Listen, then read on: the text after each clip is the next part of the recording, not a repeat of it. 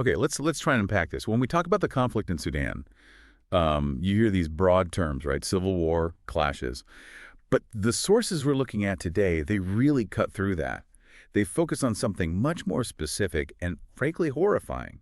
The deliberate attacks on, well, the most vulnerable people. We're talking patients in hospitals, children, even the aid workers who are just trying to help. And it starts with one specific incident that's just incredibly shocking. The report about the Saudi maternity hospital, the allegation is 460 patients and their companions killed. Just killed.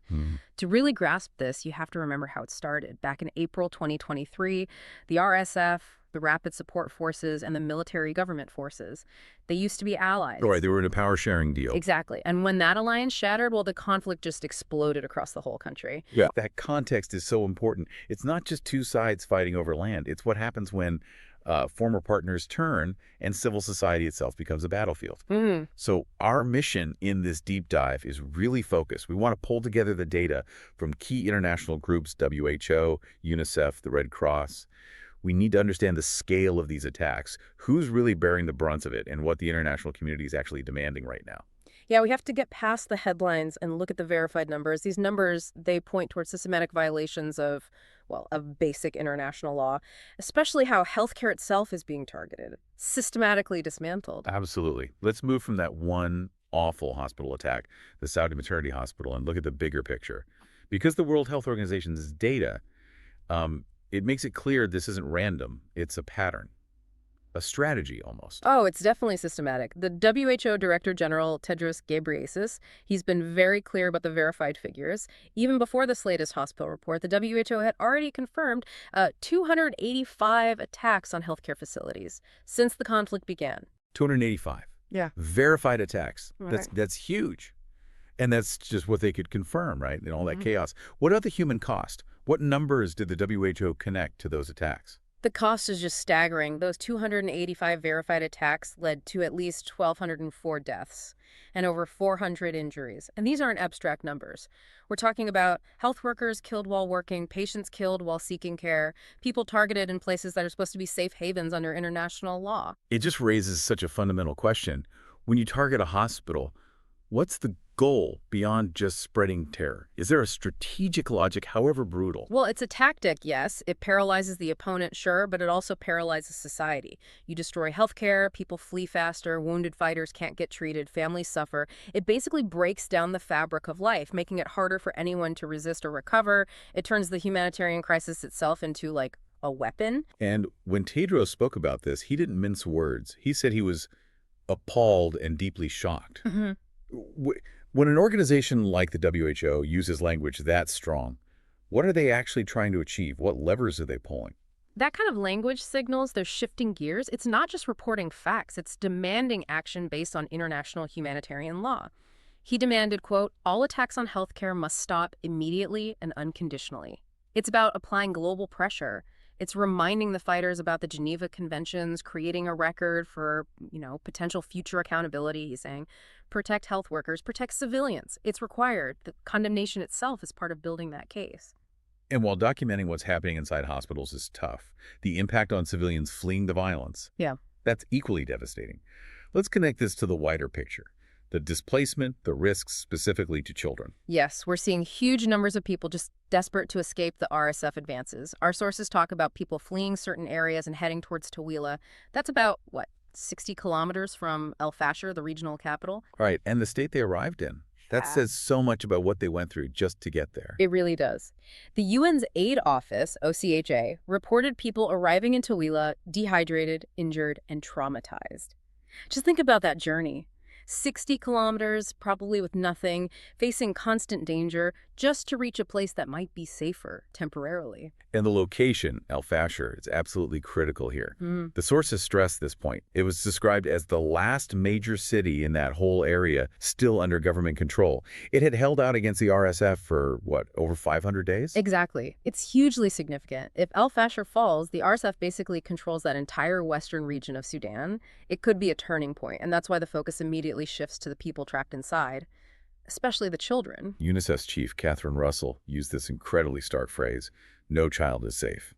It's powerful, But what specific risks did UNICEF identify for the kids stuck in El Fasher? They gave a chilling estimate, around 130,000 children in El Fasher right now, and they're considered at extremely high risk of what they call grave rights violations. It's not just a general danger, it's acute specific threats. And UNICEF listed the kinds of violations they were seeing reports of, didn't they? They did, and it's the worst imaginable. Abduction, killing, maiming, and horrific sexual violence. When UNICEF flags these specific risks for a specific group of children in a besieged city, it frames it clearly as a failure to protect them under international law. It's not just tragedy, it's potentially a crime. So, given that dire assessment, what is UNICEF actually demanding? How does it line up with what the WHO is saying? It's very much aligned. They're adding their voice to that unified call from the humanitarian groups. They want an immediate ceasefire, a real one. They need safe, unimpeded access for aid to get in. And, critically, guaranteed protection for civilians, especially kids, and safe passage for families trying to escape. They're trying to create these humanitarian lifelines in a war zone where, blocking access is part of the strategy. Which brings us to maybe the darkest part of this. Targeting civilians, hitting hospitals. That's horrific enough. But then you have attacks on the actual aid workers, the people trying to deliver help. That just compounds everything. It really undermines the entire principle of humanitarian neutrality. That's the foundation that allows aid groups to work anywhere. The sources highlighted a terrible incident involving the ICRC, the International Committee of the Red Cross, 5 of their local staff members, volunteers working in Bara, in North Kordofan State. They were killed. Wow. When an organization like the Red Cross, which relies so heavily on its neutral status, on that emblem for protection, when their people are killed, what does that signal to every other aid group working in Sudan? It sends a chilling message.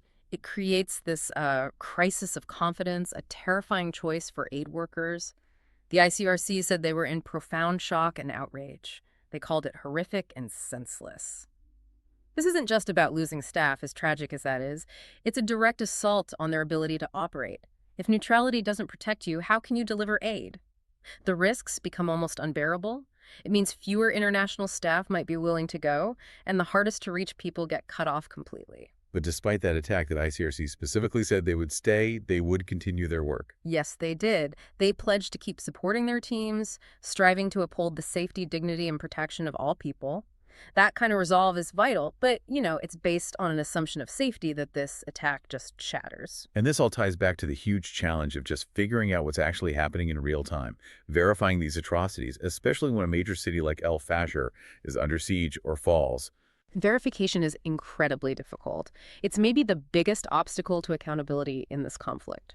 Denise Brown, the UN's humanitarian chief in Sudan, she spoke directly about this, about how hard it is to confirm reports coming out of a city under attack, likely with communications cut off. But difficulty in verifying doesn't mean the need for justice goes away, right?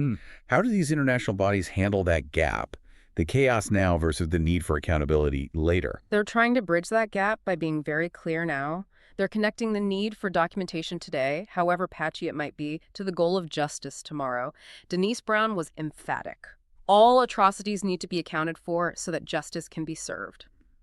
That commitment to accountability, you see it across the board. WHO, UNICEF, ICRC, they're putting perpetrators on notice. Even if you act in darkness now, the world intends to hold you responsible later. Right, that mandate accountability for violations, that's the long game. Yeah. So if we pull all these threads together from the sources, what's the overall picture? We've got systematic attacks on healthcare, huge risks to children in a key city, and aid workers themselves being killed. What's the core message here? The picture is, it's devastatingly clear. This isn't a conflict where civilian suffering is just collateral damage. It feels central to the strategy. You look at the 285 attacks on medical sites, the specific threats to those 130,000 kids in El Fasher, the killing of aid workers. It all points to a deliberate breakdown of international humanitarian law. The war is being fought by dismantling the very systems people need to survive. And that really brings us back to that tough final question, one raised by the verification problems. We know communication blackouts make it hard to grasp the full scale of what's happening, yet these organizations insist on justice for every atrocity. So how can the global community balance that? The urgent need to get aid in now, to provide safety now. Okay, let's try and unpack this. When we talk about the conflict in Sudan, later, when proving things you might hear be these almost broad impossible, terms, what right? actually Civil happens war, to justice? clash